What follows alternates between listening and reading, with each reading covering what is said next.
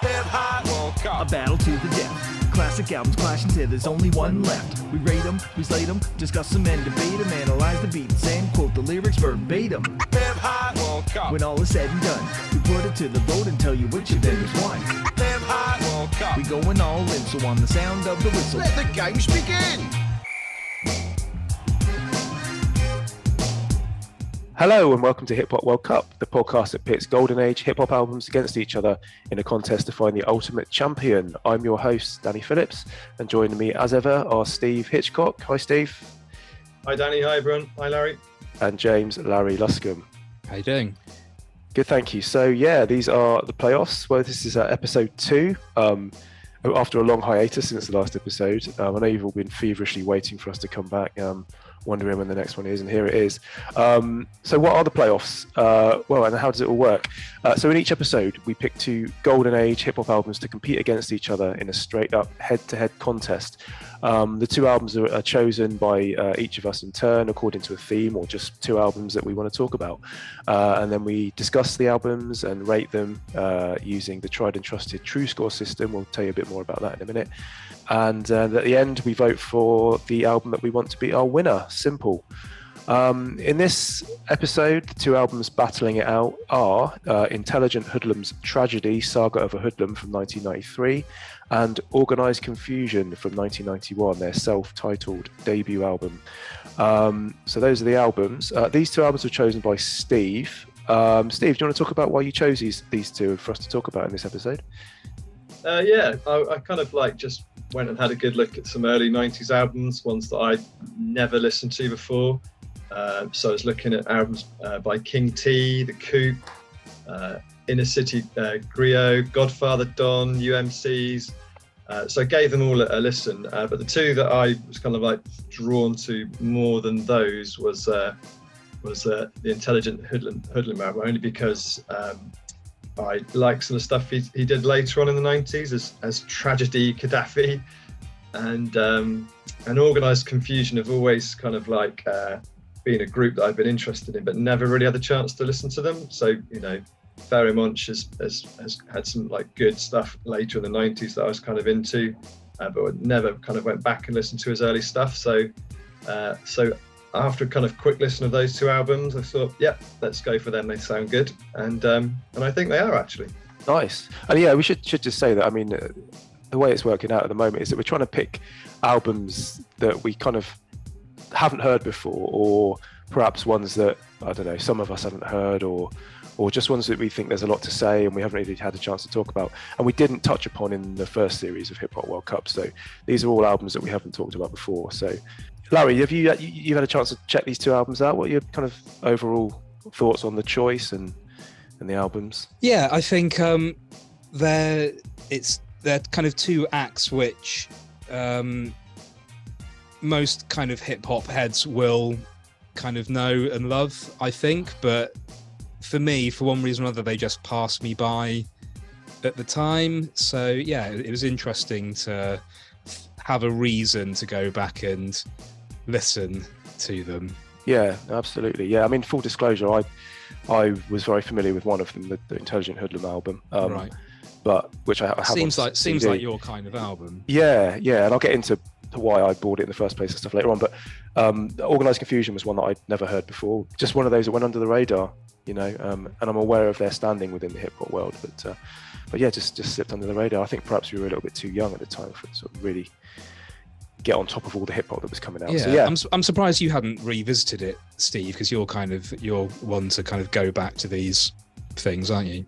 Yeah, it's interesting. You said it. I honestly don't know how either of these albums got passed over by me either. I don't know. Doesn't make any sense to me. But I'm very, very pleased to have spent the last month or so listening to these 2. Absolutely, yes, and what a great way to redress the balance and sort of check them out properly. So, helping us along our way as we talk about the albums and assess them is the highly sophisticated TruSkore system that we've been using through most of Hip Hop World Cup. They've actually taken over the podcast now, so we are contractually obliged to use the TruSkore system. Larry, I know you've invested a lot of money in the TruSkore software. Yeah, a considerable amount of money. So I think it's only right that you sort of talk us through kind of how TruSkore works. Yeah. Well, we've all had to use the desktop version, haven't we? This time around, there's been some issues with the mobile app. I think last time we spoke, had some pretty big news in that it was going to come pre-installed on all Nokia handsets going forward, and that kind of that rollout was really successful. I think, there are dozens and dozens of people that have got access to it now. But as you two will be aware, there have been some issues, just kind of minor issues really, with the app accessing some people's bank accounts through their Nokia handsets. So that's all been ironed out now. It's going through the courts currently. Should be all sorted out by next episode, I'm hoping. And once I get back from my holiday in Barbados, we'll hopefully be able to just get it all sorted out. Fantastic. So we're okay to use it in, it's not under some sort of court order or anything. No, it's fine. As long as we only use the desktop version, that should be safe. Yeah. It's only the Nokia version that accesses people's bank accounts accidentally. Great stuff. Well, thanks for clearing that up. I don't fully understand how it works, but I think a basic explanation is that we give each track on the albums a score out of 5. Yeah. Oh, sorry, TruSkore does it using algorithms. Yes. Gives each track a score out of 5, and it's got calculated, an average is taken. I don't really understand. It's quite complicated technology, and at the end you get a number, and it helps you assess which is the better album. Although it's not, we are not obliged to follow the score that comes out. It's advisory only. Advisory only. We should probably make that clear. Something else just to mention before we get stuck into these albums, just to ensure that everything is fair and above board, we have an official adjudicator here with us in the studio. This week it's John Barnes, ex-England winger. How you doing, John? Hi, how are you doing? Great. You're going to be overseeing everything and making sure that we are above board and doing everything properly. That's great stuff. World Cup. World Cup. World Cup. World Cup. World Cup. World Cup. World Cup. World Cup. So let's delve into the albums, shall we? The first one on the slab is Tragedy, Saga of a Hoodlum by Intelligent Hoodlum from 1993. So just on the Wikipedia page, it's his second album. He brought out the first album, Intelligent Hoodlum, in 1990. It's largely produced by a guy called K-Def. I don't know if you guys are familiar with the work of K-Def. He's a hugely underrated producer. It kind of comes from the House of Hits, Marley Marl. It's kind of stable. And he's done stuff for Lords of the Underground, groups like Real Live. And there was a remix he did by a person called Nonchalant, called 5 O'Clock. It was an amazing remix he did of that back in the day. But yeah, most of the albums produced by him. It's him and Marley, isn't it? Yeah, Marley's involved in a lot of them. There's a lot of co-production. But I think it's largely, I reckon it was kind of like Marley Marl. This is his protege, and I think he's, obviously let him lead on it, but with a bit of flavour from Marley Marl. Yeah, it's just a really, really good sort of 1993 album. Very much of its time. Let's start with you, Steve. What are your initial thoughts on this album? Yeah, I really like it. I think it's a really good album. When I first listened to it, it kind of like got me hooked straight away because it's got quite a nice funky start. Some really nice kind of samples as you go through, and I think he's a pretty decent rapper. So, without going into individual tracks, I think overall it's a really decent album. Yeah, it's a really good album, really solid. I think it's one of those where there aren't that many skippers. There's not many ones that you just kind of fast forward. It's solid pretty much all the way through. I mean, back in the day, the track that got me interested in this album was the Posse, Shoot 'Em Up, which I wasn't a vinyl buyer back in the day, but I loved this track so much. I think, again, it was one of the ones they played on MTV Raps. I had to buy the 12-inch just to have it because I loved it so much. Absolutely amazing track, and I was really interested in it from that. So I bought it, and it's one of the best tracks on this album, I reckon. I absolutely adore it. Really nice chunky beats. The thing I would say about it is they're some of the biggest drums I've ever heard in my life on this track. Yeah. Huge beat, and I was trying to work out what it was, and I didn't realise, but it's the 5 stair steps, Don't Change Your Love Break, really famous drums, but they've kind of chopped it up, pitched it down, and beefed it up quite a lot, and just huge drums, but the sample's great as well, and also the subject matter of the track is just like, I'd never heard anything like that before. Talking about black cowboys and that sort of thing. And his delivery on it, really hard, really relentless, but also insightful and sort of educational, because you learn a lot about black cowboys you just didn't really know before. So yeah, that's my standout on the album. Larry, what are your thoughts on that track? I really it's one of the ones that I kind of marked out as probably one of the best 3 or 4 tracks. Nice, lovely chunky beat, really sort of stripped down production, and I like the overall sound of the album. I think the drums especially are just really nice and raw, and really nice sample selection as well. Lots of sort of organs and pianos and horns. That kind of, it's a bit reminiscent of Beat Nuts, I thought, in some places. I don't know, kind of, if you think that's a bit of a mad opinion, or. Yeah, no, I think that's a good shout. Actually, they're kind of contemporaries of, of K-Def and that sort of thing. Similar. I can imagine some of the tracks on the Curious album and things like that. Well, there's a very, very, very Beat Nutsy track called At Large. Which has got that Beat Nuts descending filtered bass line and the horns and the looped horn. Very Beat Nutsy, definitely. Yeah, and that's a good shout, actually. That's a good shout. Ahead, Noddo. Yeah, Steve, what's your standout on the album? Well, yeah, definitely the posse's definitely a standout. But I also think that kind of brings me to my main criticism of I was going to call him Tragedy Gaddafi then, but Intelligent Hoodlum, is that he can rap really hard on that track, because the beat's really good, and he's chosen some really good subject matter.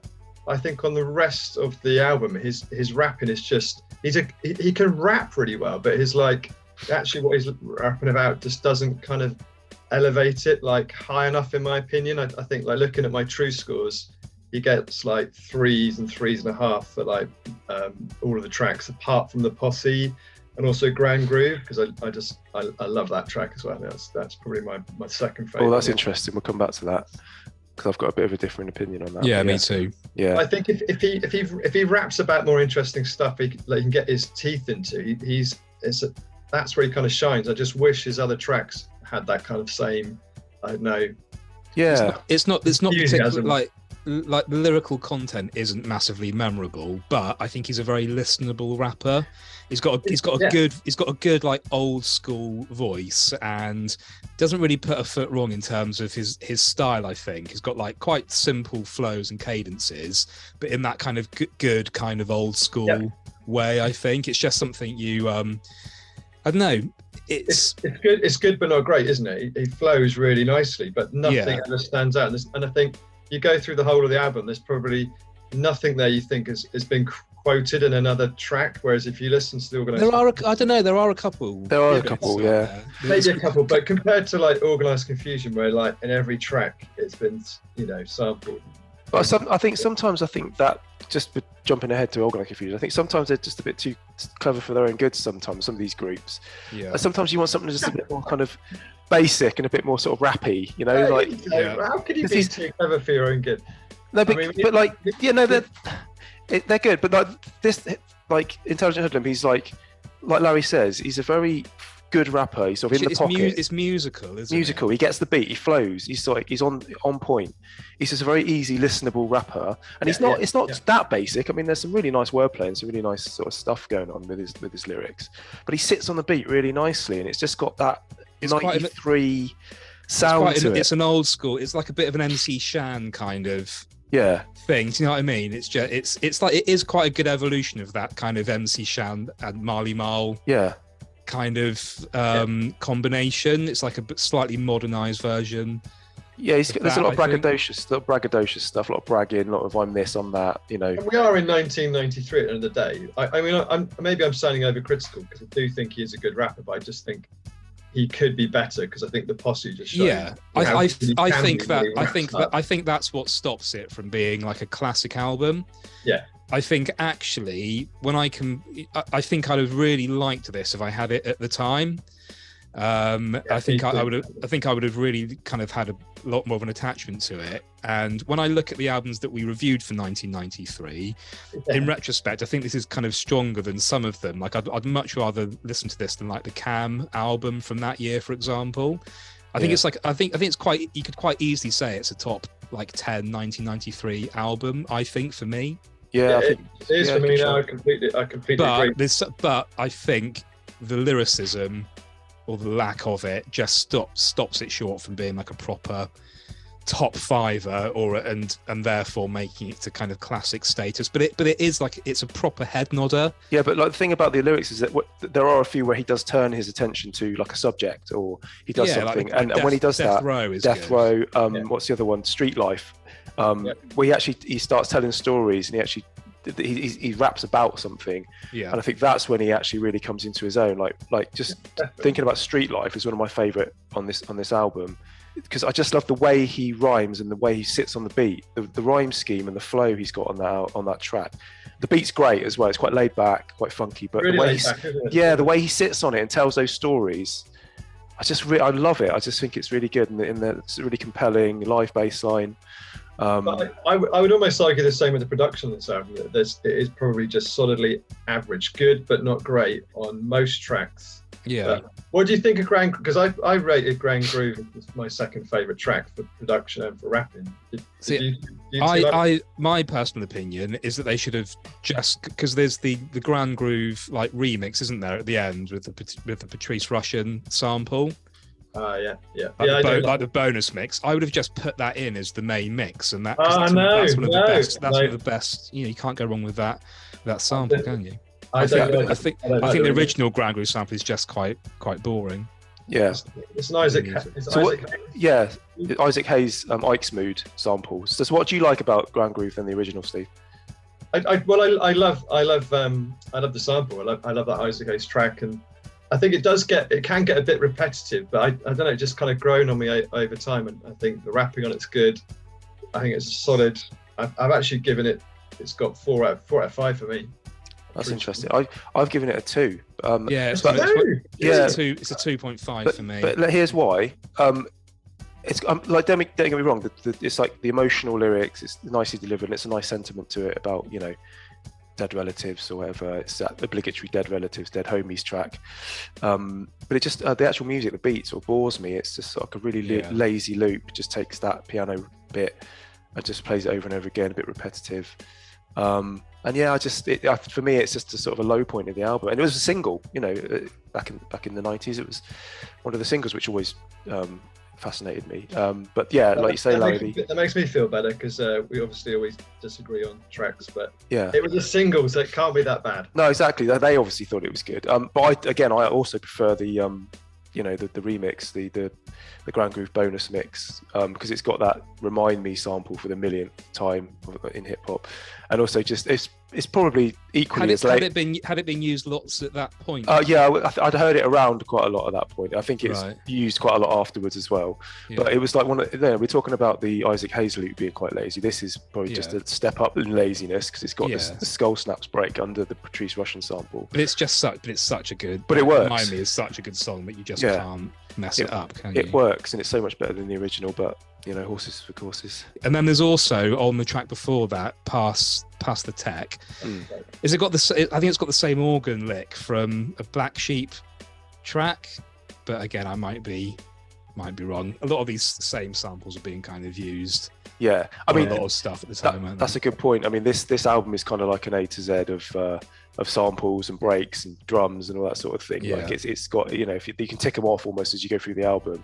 And also it's basically a Lou Donaldson remix album, because there's so many tracks that sample Lou Donaldson. It's like Potbelly, Ode to Billy Joe, It's Your Thing, like going through the liner notes of the CD. It's kind of, and it's like a very Blue Note kind of album. And also you've got all the familiar drum breaks. Like I said, the stair steps break. You've got skull snaps on there. You've got synthetic substitution on there somewhere, I heard. Yeah. But then everybody was using them back then. You can't go. That's just all classic stuff. Isn't it? That's why these are classics, because it uses all of those sounds. Exactly. That's what we like about it. And there's some interesting stuff actually, like on the opening track, the Shalom Alek track that uses that old producer trick of layering the drums from the Long Red break. That Right.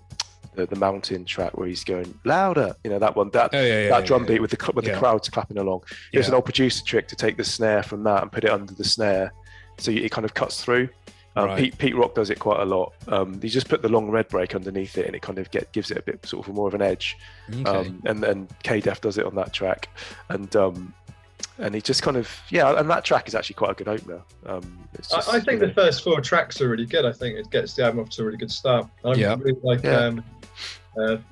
Underground. It's a really great track. Oh yeah, I love that. It's kind of it reminds me a little bit. It's somewhere between the Beatnuts and the second House of Pain album. Just those kind of those horns are really infectious. Oh, it's brilliant use of those horns. It just bounces really well, the whole of that track. I think it just gets the album off to a really good start. Yeah, for me, it's in the conversation for the best track on the album. One of them. Between that and sort of Posse and that. Yeah, the organ samples. And there's a really nice lyric in it as well. I think it's near the start where he goes, "When I peel stills from my brain like a banana, ends start dripping red juice like Tropicana," like that. That's quite good. Some really nice stuff on that. So I think for me, like the whole album, I would really happily have it on like in the background or in the car or something like that. Yeah. And you don't have to focus too much on it. It just just a really nice background, like head nodder the whole way through, pretty much. Yeah. Not much to skip on there, really. This will stay in rotation for me. It's kind of like forms part of my early 1990s hip hop knowledge and repertoire now. Like it's funny though. Like back when I had it, I never listened to it much. I never really. I didn't love it. I didn't listen to it that often. When I revisited it for this, I heard as soon as every track came on, I knew them so well. So I obviously kind of did listen to it a bit, but that does surprise me because I think that I would have really liked it. Yeah, I don't know why. It didn't. I think it's an album that you can like, but I don't think you're ever going to love it. I just don't think there's enough. It might just be because it was competing with Doggy Style and stuff like that. Yeah, I think it maybe and Wu-Tang, Doggy Style, Ice Cube. Yeah, that maybe just it didn't quite deliver what I got from those albums, so I just kind of shelved it a bit more. But listen to it again now, I really do appreciate that it's a solid album that I probably should have given a bit more time back in the day. And just going to just quick shout out for the skits, the little interludes, the loops, like Hoodlum intro and the one at the end, the funky roll outro or whatever it's called. They're really, really good loops. Not the sort of beats that you could imagine him rapping over, but just as little interludes. I thought, like, I admire where they find these little sections of tracks and just loop them up.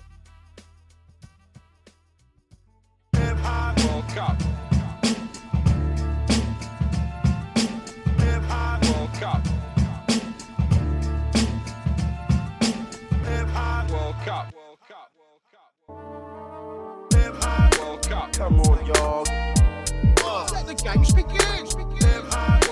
Come on, y'all. Let the games begin. Come on, y'all. Let the games begin. Come on, y'all.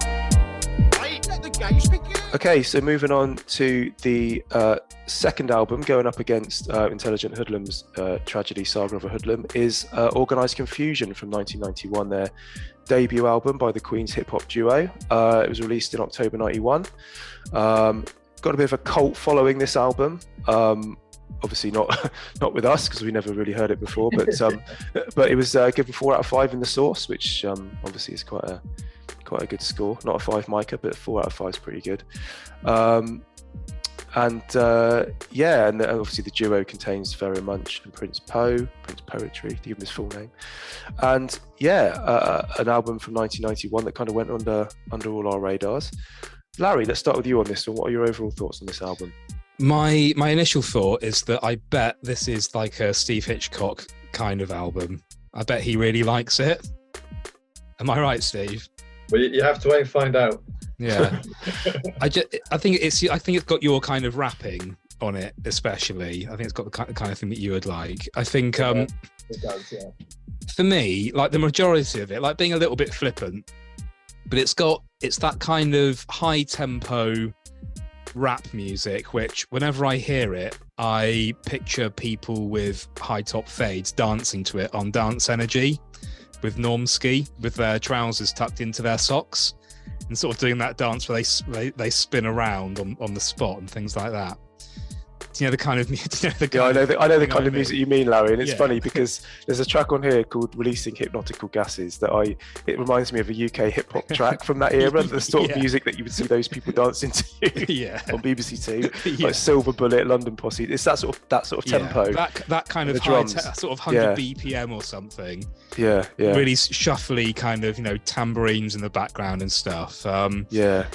And that's my sort of main takeaway from listening to it, really. I think, just to be completely, I never kind of had it at the time.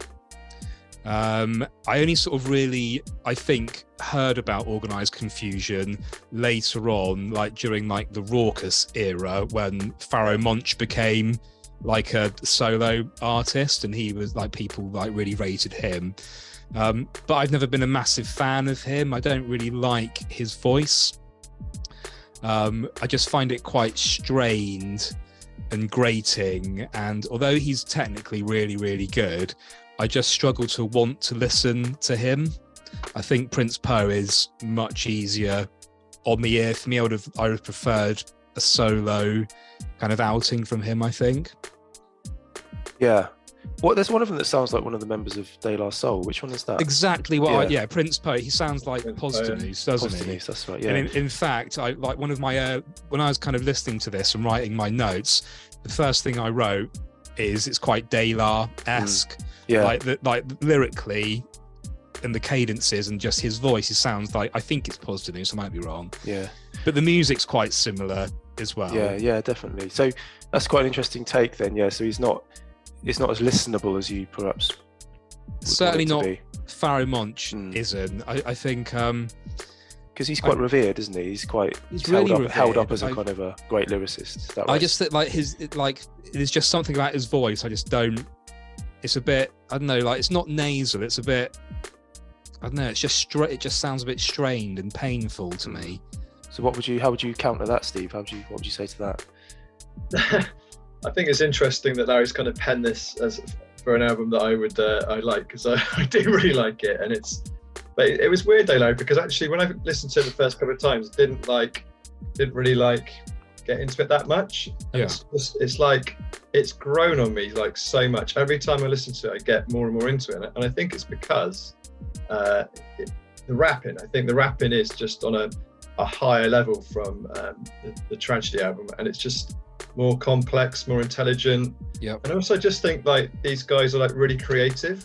Like when you're listening to them rap, and actually I think you're listening to the tracks as well, it just like draws me in and just makes me want to listen to it more and more and more. And every time I listen to it, I'm like, oh, they've just done that and they've just done that. And I had to like go back and check, because this is like from 1991, isn't it? And I was like, Yeah. is this really a 1991 album? It just does not feel like it should have been out in 91. It feels like a late 90s album, or like I mean, I was thinking it sounds like a really early version of kind of like a backpacker, raucous, it does. fat beats type of thing.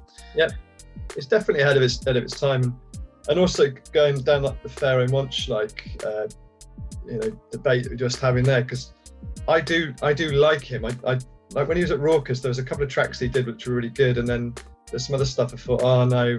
But then some of his more recent albums have been really good, but I don't know why I never felt inclined to go back and listen to the Organised Confusion stuff. And I'm really pleased that I have, because I can now see why people do hold him in such high esteem, because he is a better rapper than Prince Po. I think there are a couple of tracks when Prince Po kind of does hold his own. I think even on the first track or the second track, like Prince Po's even like taking the mickey out of himself, saying like, I'm actually getting to rap first on this track. I not normally Right. allowed. I can't remember which one it is. Probably Walk Into the Sun. Oh, I didn't pick up on that. But yeah, I just love the creativity. I think they bounce off each other really well. There's good back and forth. They just, I don't know. It's just the creativity for me. This feels like they were really kind of going out there in 1991 and doing something that It feels a little bit earnest to me. In what way? I don't know, just in exactly that way. I think like with Harry Munch, I just think sometimes I'll give it a rest, mate. Chill out. Yeah, it kind of goes back to what I was saying earlier, like just being a bit too cerebral sometimes. It's a bit cool Keith for me, and that's why I thought Steve would like it. Yeah. Why you and I, Danny, wouldn't like it so much. It's that kind of super scientifical kind of, like you say, a bit clever for its own good, and it's really innovative for the time, but I just don't particularly like it. It's funny because I obviously sounded a bit negative on it, but I actually really do like this album.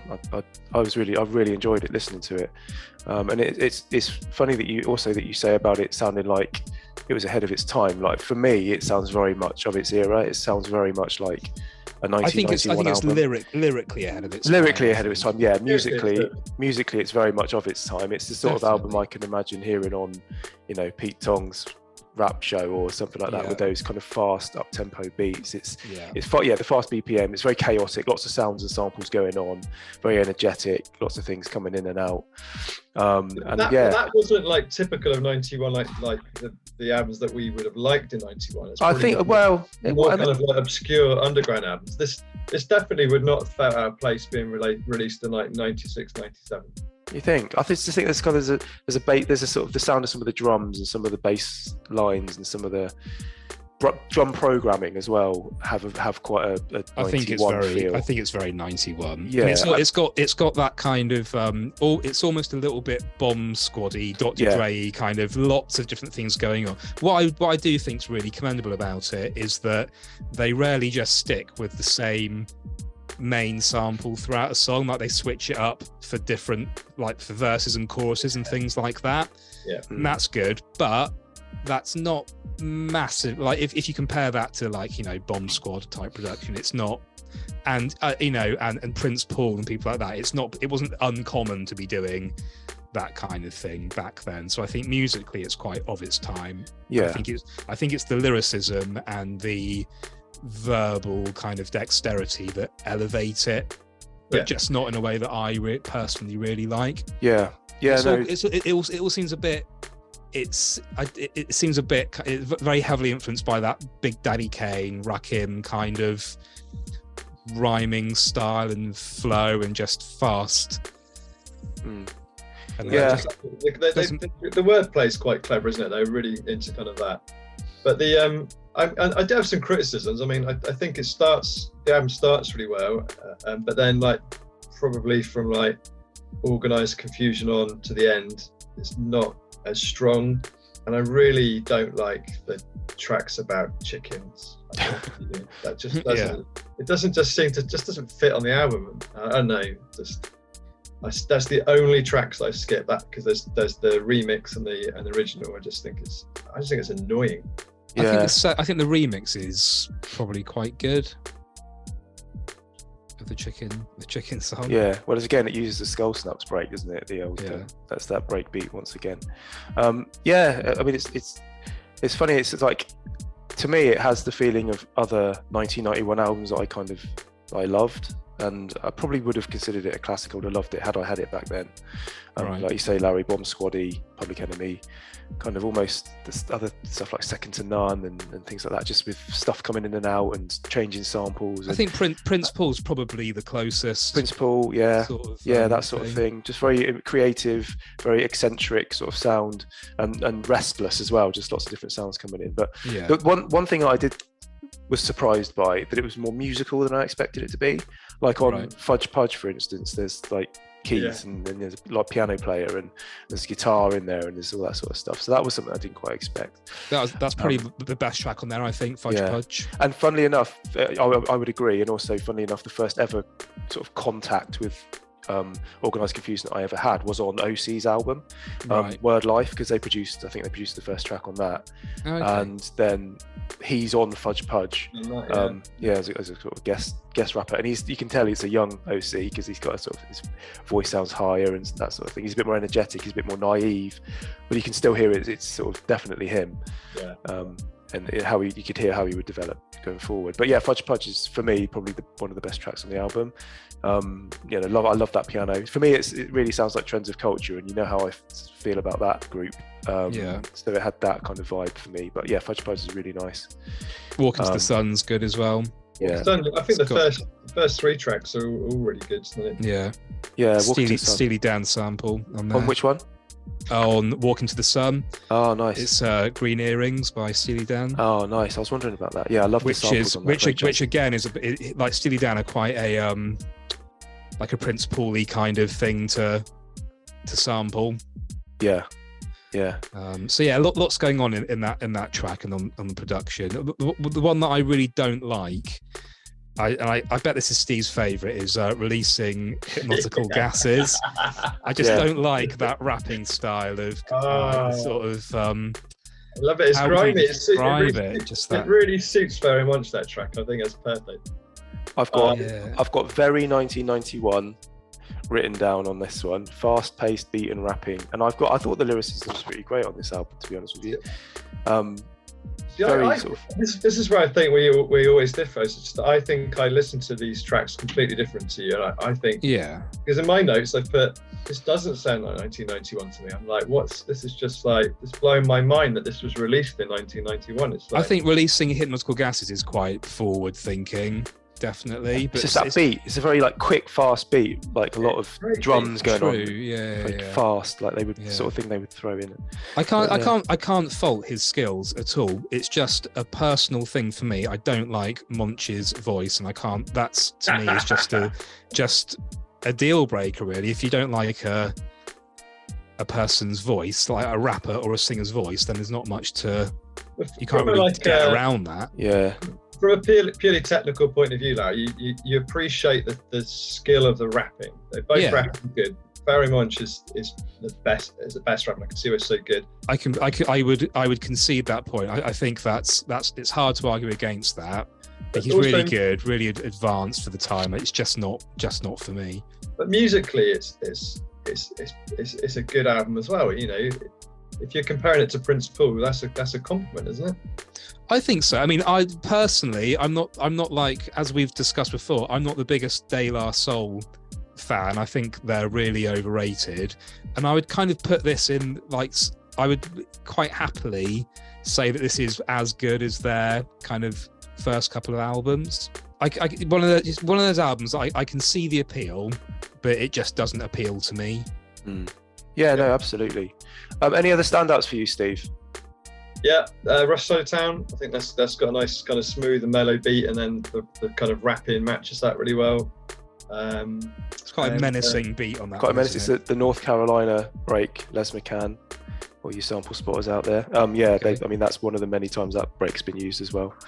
But yeah, I like Rush Side of Town. I think there's a really nice energy to it. I love Open Your Eyes as well. That's a real earworm. I can't get that out of my head at the minute. Just got the chorus going around in my head. That's a great track as well, and it's a Herbie Hancock sample, Chameleon, on that one. And the minute I heard it, I recognised it, but I couldn't place it, so I had to do a bit of sort of digging and look it up. And it's part of the Chameleon track that they don't normally use. They normally use the beginning bit with the bass line.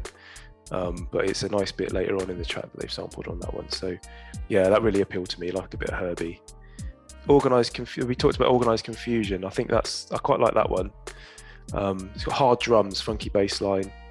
The bass line kind of sounds quite live, a bit of a party jam. And again, I've got something Pete Tong might have played. Definitely. There's a lot of danceable kind of tracks on there, aren't there? Yeah, definitely. And also, I don't know if you noticed, but on the track Intro, which weirdly is the second to last track, it's got the vocal bit that's sampled by Dell on Whack MCs. Did you hear that? Yeah. I thought, I know that. Yeah. It's nice when that pops up. Yeah, that nice one, and a Cool and the Gang drum break as well. But yeah, I like that one towards the end. But yeah, overall, I think it's it's one of those, again, Larry, we say this every time, but one of those that had we had it back in the day, we might have thought a bit differently. I also think, just compared to the type of stuff that I really loved back in '91, I like the harder kind of music, like the Public Enemy, NWA, that kind of sound. I don't think this would have massively appealed to me back then, to be honest. If you look, I mean, just like, Death Certificate, Apocalypse 91, Del Funky Homo Sapien album, Wolf in Sheep's Clothing, like these are all much better albums, I think. Low End Theory. Yeah, definitely. And like Ethel for Zaggin, like they're just all like, it doesn't compare to any of those. There's a lot of good competition in that year, and I think probably got lost in the noise. So that's Organised Confusion. Join us in a minute when we come back. We're going to vote for which one we want to be our winner. Join us in a minute.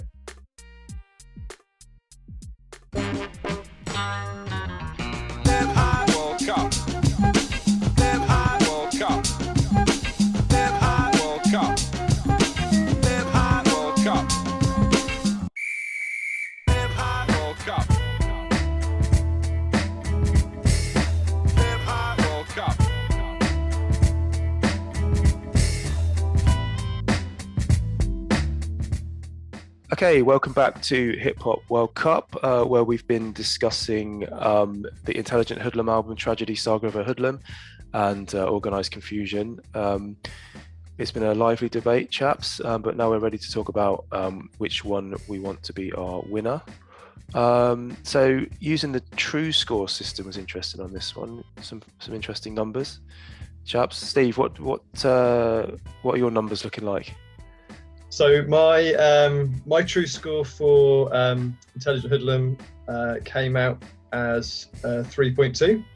So I think that's probably pretty fair reflection, pretty just a bit better than average, I guess. Yep. So Larry, what are your numbers looking like for Intelligent Hoodlum? Quite similar, a little bit better. My Intelligent Hoodlum was 3.36. Interesting. Mine works out at 3.15. Okay. So this is it's a 3.2, isn't it? Average score. Yeah.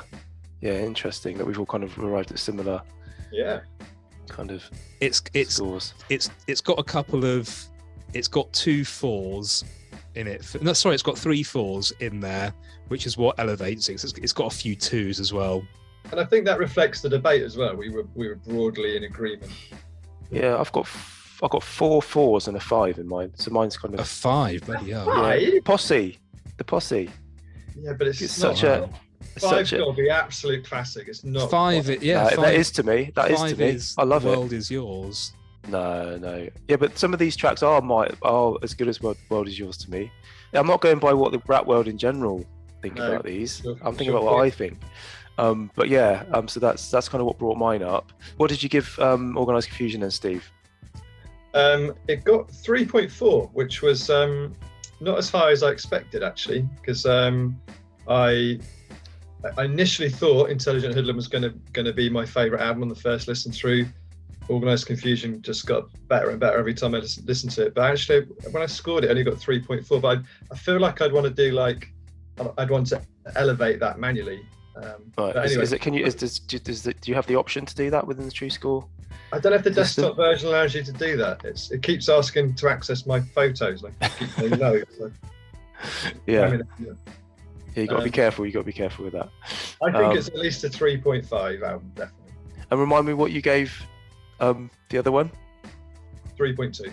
3.2. So on paper, and this is not binding, on paper, your better album was Organised Confusion. Yeah. But I should just point out to you, everybody at home, these are not binding. We don't have to go by the TruSkores. Okay, so when it comes to vote, Larry, what did you give Organised Confusion? Organised Confusion was a 2.8. 2.8. So yeah, on paper, your winner would be Intelligent Hoodlum. Yeah. So for me, mine were actually a lot closer to 2 scores. I gave Organised Confusion 3.07 compared to 3.15 for it's very close. Intelligent Hoodlum, so it's quite a tight one. So yeah, I mean, those are the numbers. hugely exciting, massive jeopardy here in the studio. Your green screen studio, Steve's going absolutely ballistic with all the numbers and figures behind you. I can see they're just sort of, I see like the bookies taking odds on what's going to win. The Vidi printer. Smoke coming out of it. This is highly exciting. So let's go for the vote then. Let's see which one is going to win.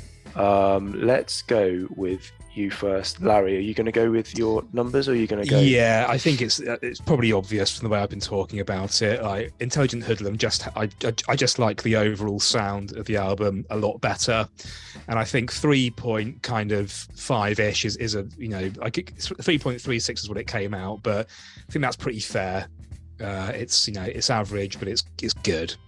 Right, lovely stuff. So that's 1-0 to Intelligent Hoodlum. For the sake of jeopardy, Steve, I'm going to come to you next.